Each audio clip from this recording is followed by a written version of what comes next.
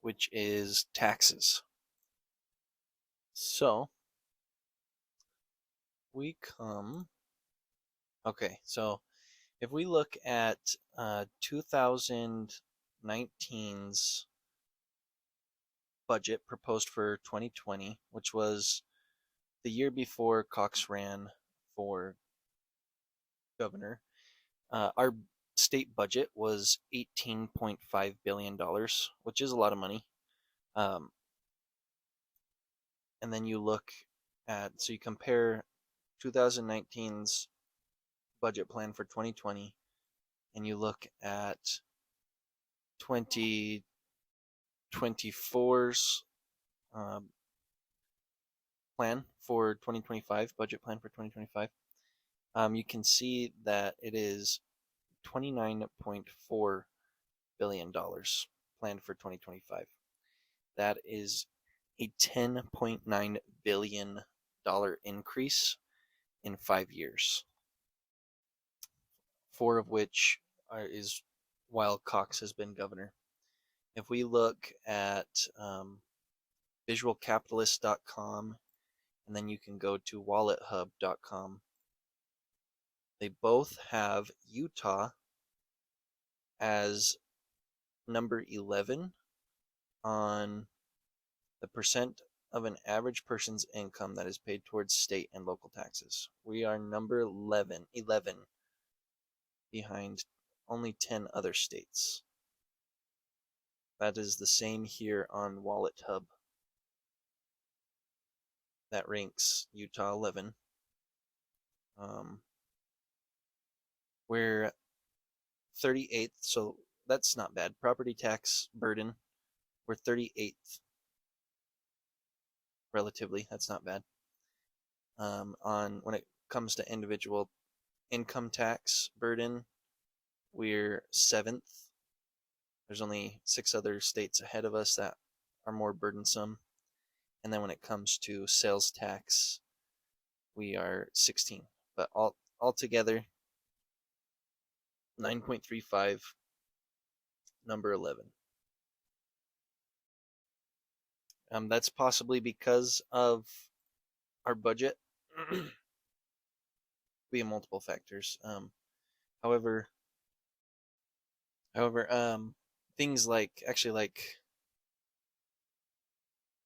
the housing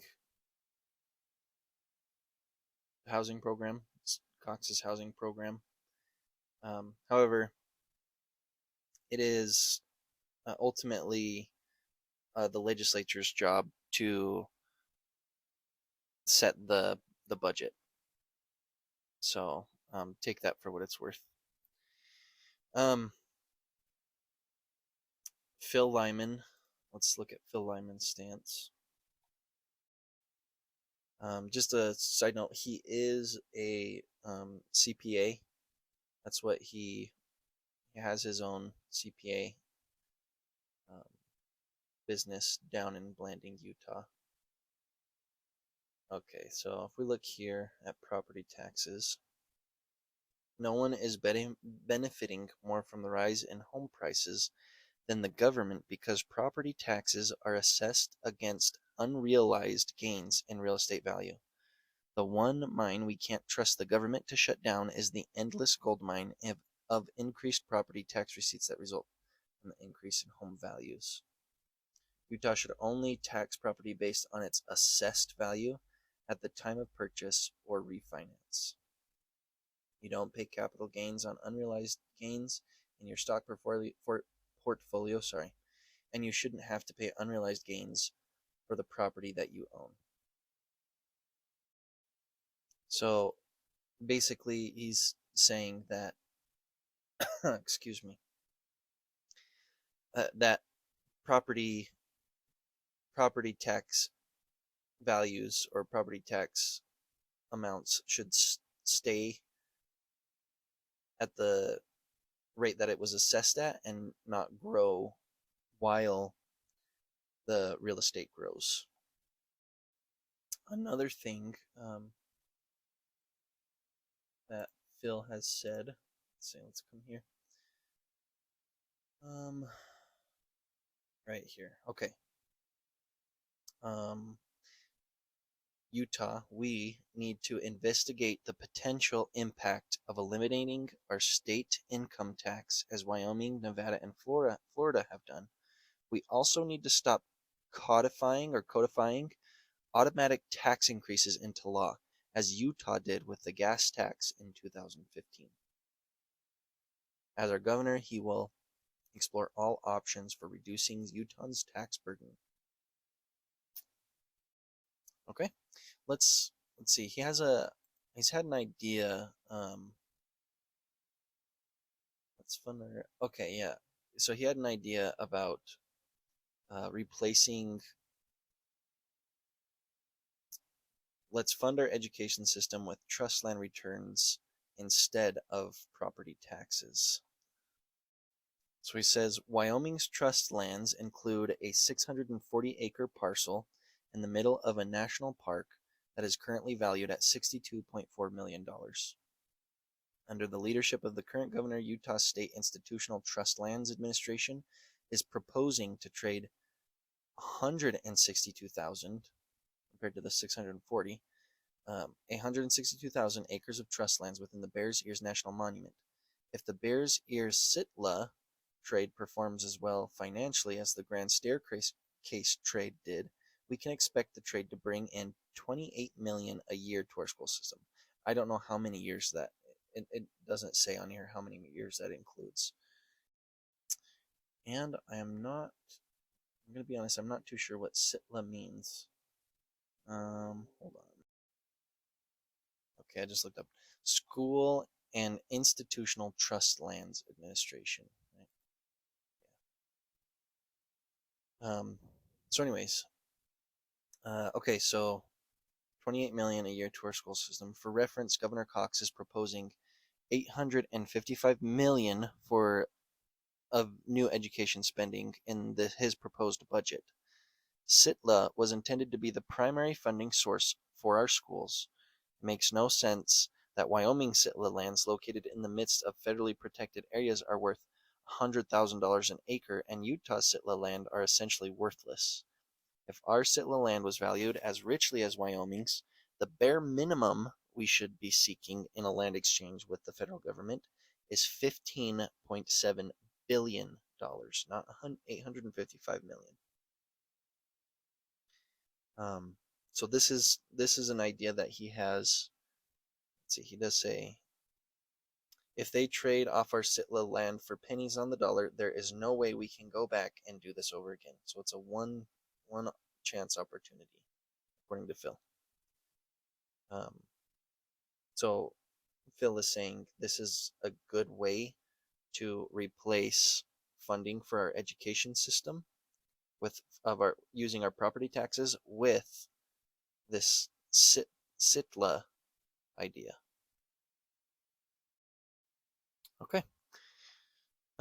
So let's move on to the next section on election integrity. One thing that we need to know is in Utah, the lieutenant governor is in charge of all elections in the state. And as you can see right here, Utah Code, Title 67, the duties of Lieutenant Governor. As number 2, Section B, as Chief Election Officer, the Lieutenant Governor shall oversee all elections and functions relating to elections in the state. That that is worrisome for me when somebody can be over their own election and lieutenant governor and governor are tied together to a ticket. So essentially the governor is over his own election. I'm not going to say that Spencer put this code into law, but I feel like he could have pushed for legislation to fight back against that. For example, we're going to listen to an audio that Phil Lyman, somebody had asked him a question about this specific thing, and he had said there are a few states in the country where there is an independently elected Secretary of State whose main job is to be in charge of elections, and that would be separate from the lieutenant governor and the governor. So let's listen to him real quick. So the Secretary of State needs somebody that was elected or uniform? Elected. That'd be elected. And so it has to go through the legislature. I said, don't bring me any of your bills until you bring me a bill that has a Secretary of State bill. I want to see that happen. So we'll use whatever influence we can to get the Secretary of State, but there's a lot of appetite for it. Last session, So he said he'll use his influence as governor to tell the legislature, don't bring me a bill until you bring me one that talks about bringing back a Secretary of State. I like that. I like that. He has also said when it comes to election that he wants to pull us out of ERIC, which is the Electronic Registration Information Center. ERIC is a nonprofit membership organization funded exclusively by its 24 member states plus DC, whose mission is to help states improve the accuracy of American voter rolls, increase access to voter registration for all eligible citizens, and reduce election costs and increase efficiencies in elections. It's a utah.gov site. Why have other states left ERIC? Several states, mostly Republican-leaning, have recently left ERIC over concerns about non-voting board members, the need for audits, and required EBU mailings. These states chose to leave ERIC while Utah has remained a member and worked for change from within because of the overriding value that we see from this organization. So Phil Lyman said he would want to leave or pull out of ERIC. And there is a video from an interview with We Are the People, and you'll listen to their question. You're a hawk on election integrity. I think the Heritage Foundation ranks Utah in the very bottom of the country when it comes to our election integrity. What are some specific things you would do to move us? Actually, one of the things that's interesting, Oklahoma is ranked as the highest for election integrity. And the interesting thing about Oklahoma is a few years ago, it was the worst. And it was because people realized it was the worst that they said, all right, we got to change things. What would you change in Utah to get our elections cleaned up so that we can clean house? First of all, we get out of ERIC, the Electronic Records Information Center. That's a David Becker driven organization, Zuckerberg-funded organization to win Democrat votes. I was looking. Well, why would we need to worry about it? We don't have Democrat votes. Or you mean to win Republican rhino votes in Utah? Right. Yeah. So this gal, Rachel Kleinfeld, is an advisor to the National Governors Association. She talks a lot about disagree better. And I listened to a podcast this morning. I was just doing a little bit of research on her, and she gives a clinic on ranked choice voting and why that's got to be rolled out across the country so that we can get more moderates elected. She said, what we really need. This is a Democrat. Why would our governor be taking advice from the government? And we're we're talking about audits just briefly just before and elections. Utah is, of course, a unique state. We don't have a Secretary of State here. Our lieutenant governor oversees our elections. Oh, yeah. I always thought of you as the ideal candidate for lieutenant governor with your CPA background and what a hawk you are on elections. Thank you.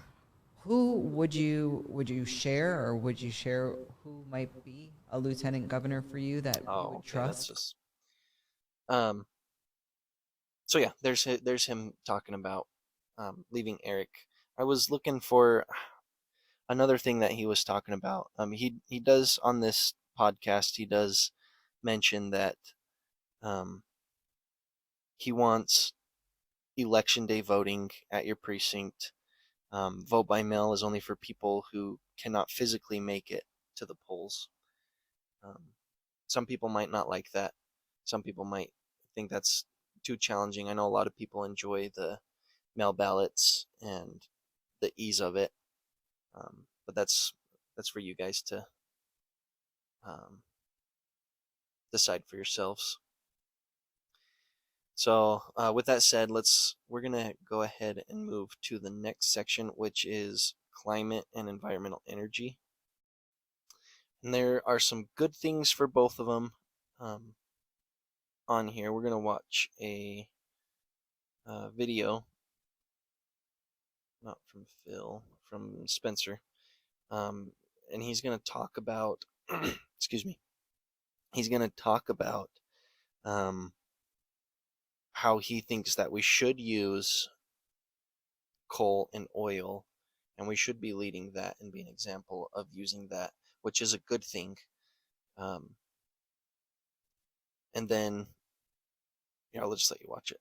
I think is the wrong message. Again, I think we should be smart about this, and instead of exporting the production of oil and gas to people like Vladimir Putin and the Saudis, that we should be doing that. I think the world is a safer place, and the environment is better across the globe if the United States is a leader in this space. They do to Send terrible letters to That's happened already, though, right? I mean, I say, yeah, you know, that's what we can do. We don't have control over the almost 70% of Utah that is owned by the federal government. And what do you think of the administration's argument? Well, we already have all these leases that. Okay, so so that first part I talked about. The second part of that was this guy was asking, well, how can we do that when the federal government has these regulations? And Spencer Cox said, send angry letters. And this guy said, well, we already do that. And Spencer Cox says, well, there's nothing we can do. We don't own 70% of the land in Utah. So just keep that in mind. The one thing to note is Governor Cox is in this PBS monthly news conference. Spencer Cox does go on to say he is somebody who supports and would like to see nuclear energy, because it is, if people are going to argue that carbon is a dangerous thing, then they need to be honest and be looking into something that has no carbon emissions, which is nuclear energy, and it's super efficient. So I think that's a fantastic stance to have as well. One thing that I have not been able to find very much more information than this, but on California's website, it says 5 states just joined California in launching their own climate action corps. Excuse me. This was in 2023 sometime. But it says, today during Climate Week, the governors of Arizona, Maryland, Minnesota, North Carolina, and Utah announced the creation of climate corps in each state, partnering with California and its nation-leading Climate Action Corps. Today's announcement also complements a new effort by the Biden-Harris administration to launch an American Climate Corps. We want it to go, we can't go it alone in tackling the climate crisis. With these 5 states launching their own climate corps, we're making climate action a reality in communities representing millions of Americans. Together, we're mobilizing and organizing citizen climate action at a scale never seen before. And now we begin to see it impact across this nation. Governor Gavin Newsom. So take that for what it's worth. Climate crisis. I can't find anything, and I've looked. I cannot find anything where Governor Cox has announced this, but Gavin Newsom in California governor or government website announces that they have. So just take it for what it's worth. Before we head on to the water issue, I'm gonna go over Phil Lyman's position on um, energy and climate. When Phil Lyman joined the legislature, he created the Yellow Cake Caucus. Yellow cake is a nickname for uranium. So there's a little fun fact. And then I'm going to have you watch this video real quick on his stance when it comes to climate change and energy. So, if we were not so deferential to the federal mandates and federal regulations, Utah would have enough resources to power the entire United States for many, many decades to come. One of the great weapons that the administration uses is national. Then I'm going to skip ahead. So right here. A few months ago, President Biden went to Arizona and declared a new monument there, 1 million acres on top of nothing but the United States strategic uranium reserves. That's what was being locked up. These things are being done by people who do not care about the United States, who are anti-America and want to see our production limited and decreased. It's an effort to destabilize our energy sector in America. Every state should ask themselves, what is our response to this? Do we go along as if we have no choice? Governors who are willing to push back against federal regulation serve their people, they serve the union of states. It makes for a stronger country. It definitely makes for a stronger energy sector. This net zero carbon emissions nonsense that we have going on right now is nothing but a blunt instrument in the hands of our enemies to control us and manipulate us, and states have to push back. So I think Phil and kind of like with immigration, Phil and Spencer are pretty similar on their ideas when it comes to energy. Where they differ is where the governor in the state and what the governor in the state can do to impact and fight against the federal government. He believes the governor should and has the right to fight for the people of the state and stand up to the federal government and be a leader in oil, gas, and coal and uranium in nuclear energy. He says Utah has an abundance of mineral wealth. As our nation's energy demands increase, Utah should be poised to provide solutions. Utah is already a leader in oil, gas, coal, and uranium. The only thing preventing us from having a much larger impact is the federal administrative state. So, excuse me. Support coal while exploring nuclear energy options.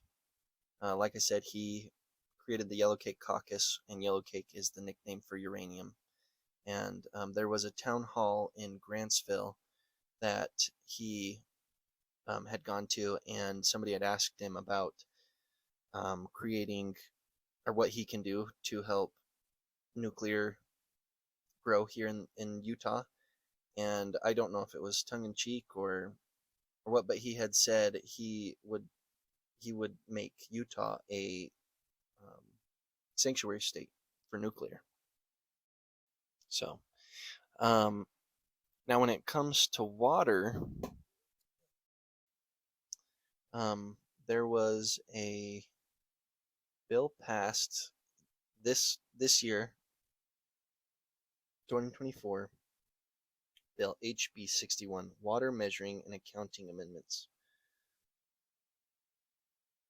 Excuse me. The bill addresses water measurement and accounting, modifies the state water policy to adjust telemetry. I can't read that. I don't know what that word.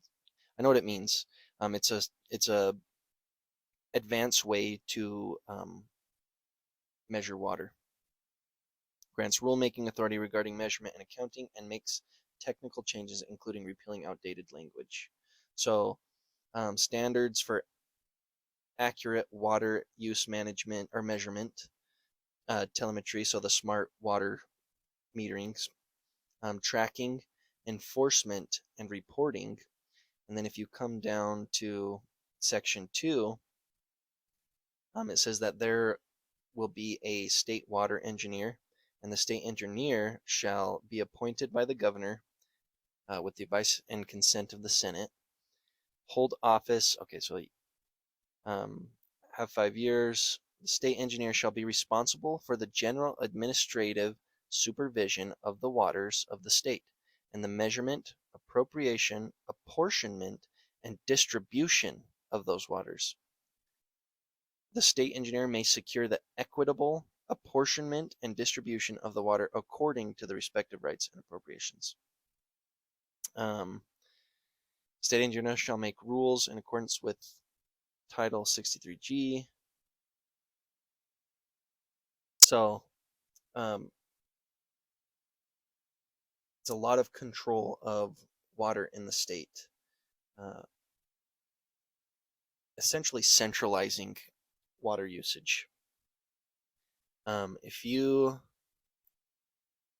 look and see what Phil Lyman said about the bill.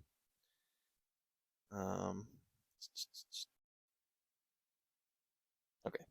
Yesterday, the House of Representatives voted on HB 61, and I was the only legislator to vote against it. This bill is called the Water Measuring and Accounting Amendments, and on a simple level, it would lay the groundwork for installing smart water meters throughout the state, which will report your water use to the state water engineer.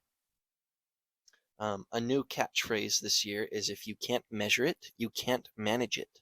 I reject that premise, and from a policy perspective, it is justification for government surveillance and expand control.